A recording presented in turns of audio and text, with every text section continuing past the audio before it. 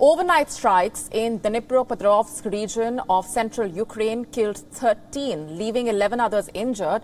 According to the Ukrainian authorities, 5 of them are reported to be in a serious condition. Most of the casualties were reported from the Marganets town, which is across the Dnipro River from the Zaporizhia nuclear power plant. Ukraine claiming that the rockets were fired from a captured nuclear power plant in Dnipropetrovsk. After the attacks, the Ukrainian President Volodymyr Zelensky said that Kiev will respond to the Russian shelling. He further urged his allies to support the war-torn country with more weapons. Збройні сили України, наша розвідка, наші правоохоронні органи не залишать без відповіді сьогоднішні російські обстріли Дніпропетровщини. Завтра в Копенгагені починає роботу конференція на рівні міністрів оборони держав-партнерів України. Буде обговорюватись подальша підтримка нашої держави у цій війні, зокрема зброєю.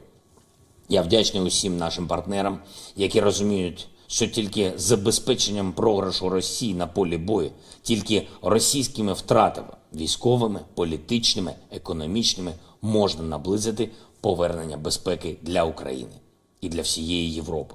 Чим більше зброї отримує Україна, чим більше військово-технічної і фінансової підтримки, тим швидше і наші люди, і всі європейці знову зможуть відчути спокій і стабільність життя.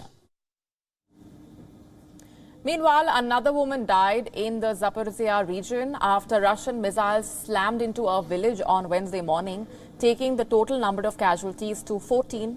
The regional council head has said that the strikes had hit a local power line, leaving thousands of people without electricity. Russia and Ukraine have been trading charges, accusing each other of shelling around the Zaporizhia plant, which has 6 reactors. The tensions have revived memories of the 1986 Chernobyl nuclear disaster that killed hundreds of people and spread radioactive contamination over much of Europe. And with a nuclear disaster looming large, the group of 7 industrialized nations condemned Russia's occupation of the power plant and called on Moscow to immediately hand back full control. In a statement, the G7 foreign ministers had said that the Ukrainian staff operating at the plant must be able to work without threats, and Russia's control of the plant endangers the region. The UN Security Council also has expressed its concerns. The Council will hold an emergency meeting today to address the crisis at the nuclear plant. The UN Nuclear Safety Watchdog, the International Atomic Energy Agency's Director General, would brief the Security Council meeting. The strikes came a day after major blasts at the Crimea airfield that killed 1. Moscow had insisted that the explosions were caused by detonating ammunition rather than Ukrainian fire.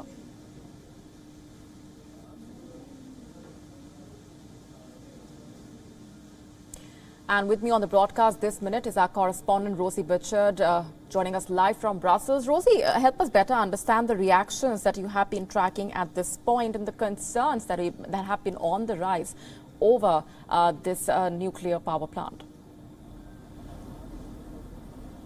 Well, Ukrainian President Volodymyr Zelensky has been addressing more than a dozen defense ministers from various European countries, also from the United States and Canada, just in the past few hours. And he's been trying to get across what he feels is the scale of the danger here. Now, he reminded those defense ministers that Zaporizhia, the nuclear power plant in question, is the biggest facility of its type in Europe, and he said the third biggest facility by size in the entire world. And he also evoked dreadful memories of the Chernobyl nuclear disaster, which of course also took place in Ukraine. So he was making a reference to history there to try and get across, as I said, what he feels is really the gravity of the situation at hand here. Now, the Zaporizhia nuclear plant has been under Russian control since around about the start of the war, but Ukrainian staff continue to work here. Now, the G7 foreign ministers, so that's this group of 7 foreign ministers, have released a statement urging Russia to hand back control of that nuclear site to Ukraine. Let me read you some of that statement. So G7 ministers say Ukrainian personnel responsible for the operation of the Zaporizhia nuclear plant must be able to carry out their duties without threats or pressure. And they go on to say that it's Russia's continued domination of the nuclear power plant that endangers the region. Now, the boss of the International Atomic Energy Agency, Rafael Grossi, has spoken about this in the past, and he referred to at that point some fighting that happened near the Zaporizhzhia nuclear plant early on in the war, so separate to these most recent strikes. And even at that time, he said fighting happening in the vicinity of this kind of facility is simply unthinkable when it comes to the danger that that could entail. He's due to brief the United Nations Security Council later today. That is, in fact, at Russia's request. Right, let's, Rosie, also talk about the extent to which these statements and these this statement also coming from the G7 foreign ministers saying that the Ukrainian staff operating at the plant must be able to work without threats, and the rhetoric that we've seen coming in once again. But to what extent can all of this actually translate into things changing on the ground?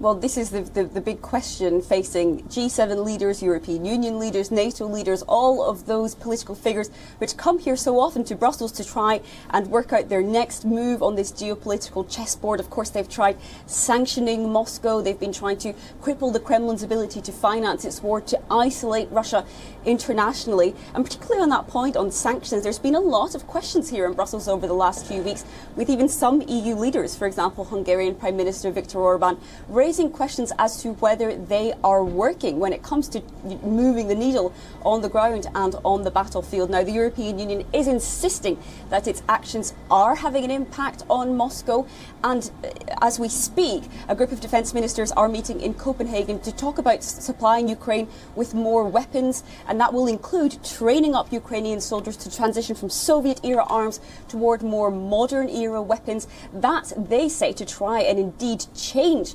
Ukrainian forces' chances on the battlefield as they continue to fend off Russian attacks. And of course, as we enter, really many people are saying, a new phase of this conflict months into it. There are some discussions here in Brussels also about whether the EU itself should sanction imports of nuclear power from Russia. That's so far been not on the EU's agenda. They have sanctioned until now coal imports, some imports of oil. Gas has remained untouched, so has nuclear. That's a question EU leaders will have to discuss. Right now, it's the middle of the summer here in Europe. They're on a break. They haven't been meeting for summits as they would usually do so regularly, but it's certainly a question that will definitely come up and be high on their agenda, and one which they will have to discuss and decide upon when they meet again in September.